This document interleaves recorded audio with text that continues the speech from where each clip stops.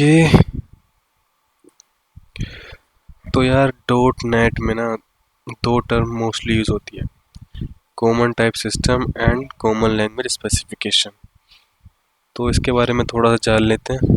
नहीं भी जानोगे ज़्यादा फर्क पड़ेगा नहीं आपकी एप्लीकेशन डेवलपमेंट में, फिर भी like again two terms that are freely used in .NET world, they actually are crucial to understand how a .NET implementation enables multi-language development and to understand how it works.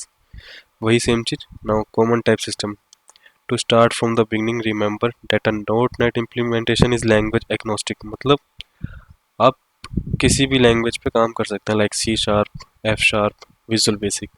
This doesn't mean that a programmer can write their code in any language that can compile to intermediate language। इसका मतलब ये नहीं है कि programmer किसी भी language में code लिख सकता है जो इंटरमीडिएट लैंग्वेज में कंपाइल्ड होती हो। It also means that they need to able to interact with the code written in other languages that are able to use .NET implementation। इसका मतलब ये है कि आप उन्हीं लैंग्वेज में काम कर सकते हैं जो .NET इम्प्लीमेंट करती हूँ, .NET फ्रेमवर्क को इम्प्लीमेंट करती हूँ। In order to do this transparently there has to be a common way to describe all the supported types. Okay, तो इस चीज़ को करने के लिए एक कॉमन वे होना चाहिए to describe all the supported types. This is what the common type system is in charge of doing. और यही काम कौन करता है? Common type system. It was made to do several things. ये जो बनाया गया था ये कुछ चीज़ें करने के लिए बनाया गया था। पहला, stabilize a framework for cross language execution. एक फ्रेमवर्क बनाना जहाँ पे आप तरह तरह की लैंग्वेज को एग्जीक्यूट कर सकें। Provide an object oriented model to support implementing various language on a .NET implementation. एक ऑब्जेक्ट ओरिएंटेड मॉडल प्रोवाइड करता है जिससे जो सपोर्ट करे डिफरेंट डिफरेंट लैंग्वेज का implementation.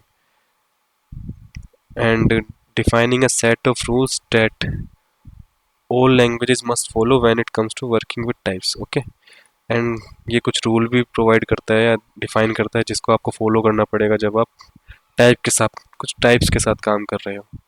Provides a library that contain the basic primitive types that are used in application development. तो primitive type हमको provide कर देता है जैसे Boolean, byte, char and etcetera. CTS defined common type system defines two main kinds of types that should be supported। Okay, तो CTS जो है दो तरह के टाइप जो है डिफाइन करता है जो सपोर्ट होने चाहिए। रेफरेंस एंड वैल्यू टाइप्स, पहला reference and second is value. Their names points to their definition. तो इनके नाम से ही पता चल रहा होगा ये क्या है। रेफरेंस पॉइंट किसी चीज़ का रेफरेंस है, वैल्यू मतलब वहाँ पर्टिकुलर वैल्यू है कोई। Reference types objects are represented by a reference to the object actual value। A reference here is similar to a pointer in C and C++। अगर आपको C और C++ के pointer के बारे में बताया तो वही है रेफरेंस टाइप कि ऑब्जेक्ट के रेफरेंस करता है, उसकी एक्चुअल वैल्यू को रेफरेंस करता है। उसका एड्रेस कंटेन करता है, एक तरीके से मैं आपको बोल सकता हूँ। It simply refers to a memory location। Okay, it simply refers to a memory location where objects values are। तो ये memory location की तरफ पॉइंट करता है जहाँ पर ऑब्जेक्ट की वैल्यू है। This has a profound impact on how these types are used। If you assign reference type to a variable, अगर आप reference type को किसी वेरिएबल पे असाइन करते हो, then pass that variable into a method। और उस वेरिएबल को आप मेथड में पास कर देते हो। For instance, now any changes to the object reflected on the main object, there is no copying। okay, तो आप जब भी ऑब्जेक्ट में चेंज करोगे वो रिफ्लेक्ट होगा मेन ऑब्जेक्ट में। क्यों? क्योंकि हम एड्रेस में डायरेक्टली हम एड्रेस जहाँ एड्रेस है हम उसकी वैल्यू पर ही चेंज कर रहे हैं, वहाँ पर कोई कॉपी नहीं होती, सीधे सीधे चेंज हो जाती है data. Value types are the opposite, लेकिन वैल्यू टाइप्स इससे अलग होते हैं। Where the objects are represented by their values, जहाँ पर ऑब्जेक्ट क्या उनके वैल्यू से रिप्रेजेंट की जाती है। If you assign a value type to a variable, अगर आप एक वेरिएबल पर वैल्यू टाइप दे देते हो, कोई वैल्यू देती है, you are essentially copying a value of that object. तो आप उसकी जो है ना वैल्यू को कॉपी कर रहे हो। ठीक है,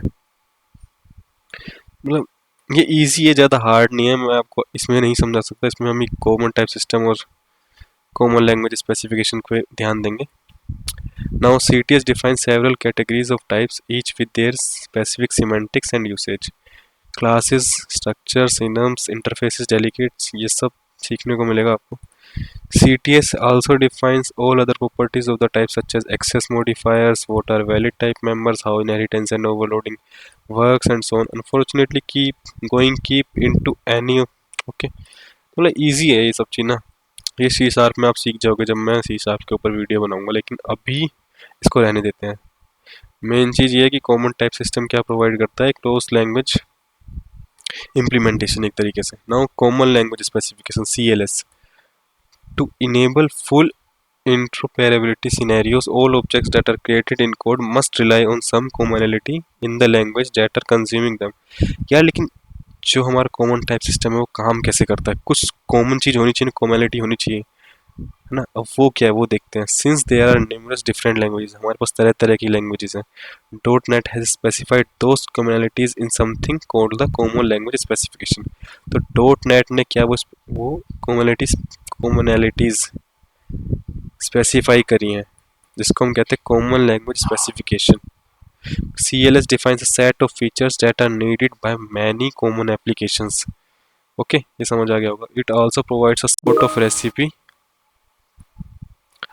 for any language that is implemented on top of .NET on what it needs to support.